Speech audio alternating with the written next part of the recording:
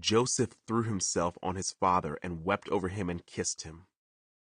Then Joseph told the physicians who served him to embalm his father's body, so Jacob was embalmed. The embalming process took the usual 40 days, and the Egyptians mourned his death for 70 days. When the period of mourning was over, Joseph approached Pharaoh's advisors and said, "Please do me this favor, and speak to Pharaoh on my behalf. Tell him that my father made me swear an oath. He said to me, 'Listen, I am about to die. Take my body back to the land of Canaan and bury me in the tomb I prepared for myself. So please allow me to go and bury my father. After his burial, I will return without delay.' Pharaoh agreed to Joseph's request. 'Go and bury your father as he made you promise,' he said. So Joseph went up to bury his father.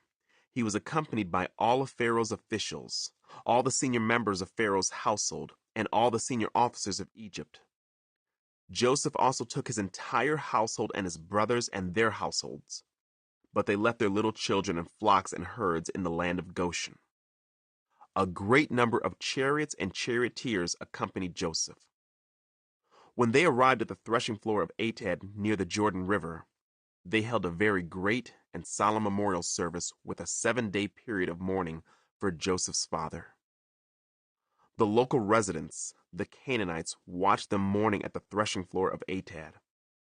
Then they renamed that place, which is near the Jordan, Abel Mizraim. For they said, "This is a place of deep mourning for these Egyptians." So Jacob's sons did as he had commanded them. They carried his body to the land of Canaan and buried him in the cave in the field of Machpelah near Mamre. This is the cave that Abraham had bought as a permanent burial site from Ephron the Hittite. Joseph reassures his brothers. After burying Jacob, Joseph returned to Egypt with his brothers and all who had accompanied him to his father's burial. But now that their father was dead, Joseph's brothers became fearful.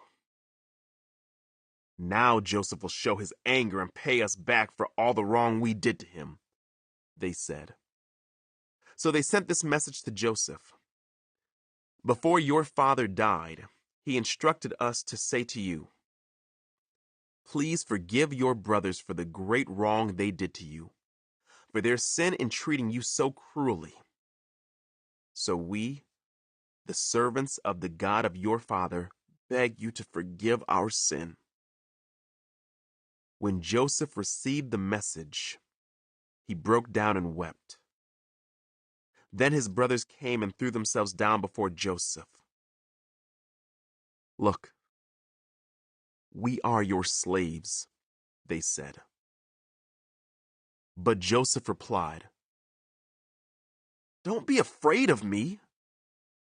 Am I God that I can punish you?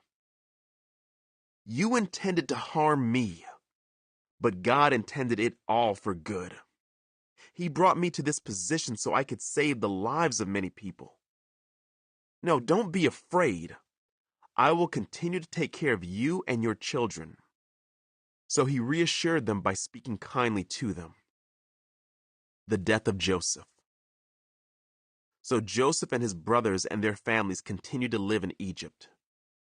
Joseph lived to the age of 110. He lived to see 3 generations of descendants of his son Ephraim, and he lived to see the birth of the children of Manasseh's son Machir, whom he claimed as his own. "Soon I will die," Joseph told his brothers. "But God will surely come to help you and lead you out of this land of Egypt. He will bring you back to the land he solemnly promised to give to Abraham, to Isaac, and to Jacob." Then Joseph made the sons of Israel swear an oath, and he said, "When God comes to help you and lead you back, you must take my bones with you."